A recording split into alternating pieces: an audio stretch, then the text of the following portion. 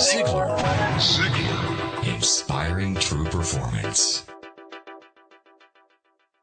Let me share with you a true story out of my notebook of life. A number of years ago, got an incredible letter from a gentleman in Toronto with a substantial check in it. He said, my friend Steve Walker is following the wrong role model. He's working himself to death. His family is falling apart.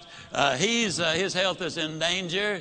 And he's modeling himself out of his boss. And he trusts you and respects you. If you will give us 1 hour, I will fly him to Dallas and give you this check. Wouldn't you love to have a friend like that? I sent the check back and I said, come on down. Steve and I had quite a little talk. And in our talk, I asked him why he had such a role model. What about this man that made him so completely important in his life? And he said, well, he's the most successful man I have ever known. And I said, well, Steve, what do you call success? Now, it took several minutes for him to go down the list. But the interesting thing is, though they're not in the same order that I have put them, or we list them now, these are the 8 things that he said he really considered to be successful.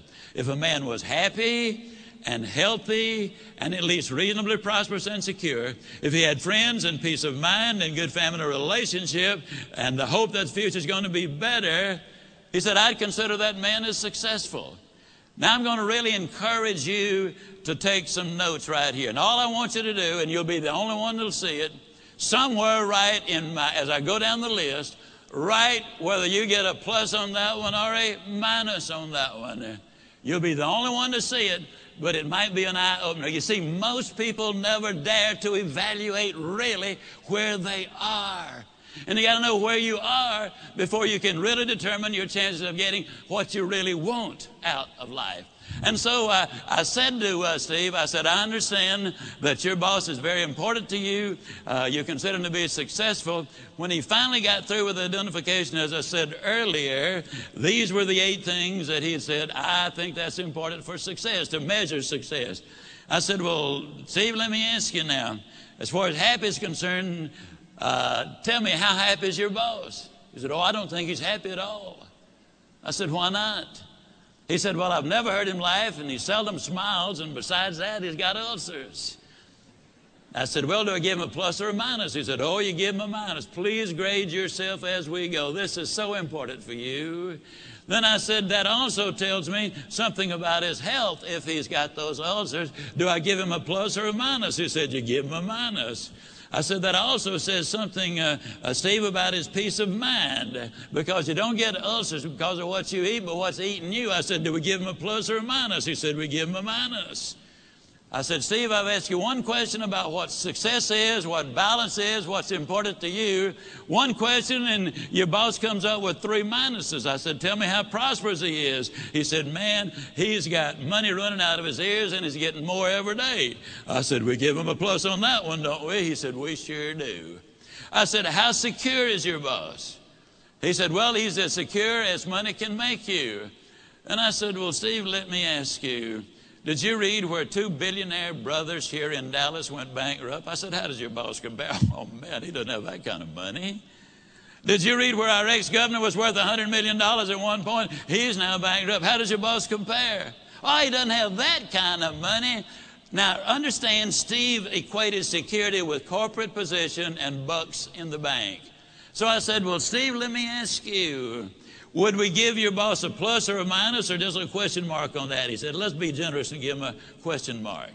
I said, how many friends does your boss have? I hope you're marking these for you. How many friends, real friends, does your boss have? He said, I don't think he's got any. I'm not his friend. I just happen to admire the guy. To tell you the truth, he's somewhat of a jerk. And I said, okay, we give him a minus on that one. I said, tell me about his family. And he said, well, his wife's divorcing him. Well, that one's easy to answer. I said, how much hope does he have for the future? He said, well, before I started talking to you, I thought he had a lot. But right now, I don't think he's got any. Why did that statement come forth? Because for the first time, he had evaluated it. That's what we need to do. Evaluate where we are. Are we investing our time properly, using our resources properly? What will the end results be? Well, then I said to Steve when that was over, we give him the minus there. I said, Steve, of the 8 things that you consider marks of success, he gets 1, 2, 3, 4, 5, 6 minuses. He gets 1 plus and 1 question mark. I asked Steve a question. I'm going to ask you the same question. Steve, would you swap places with your boss right now, knowing what you know? He looked at me kind of stunned. He slowly rose to his feet and said, no, I wouldn't. Would you? Ziglar. Inspiring true performance.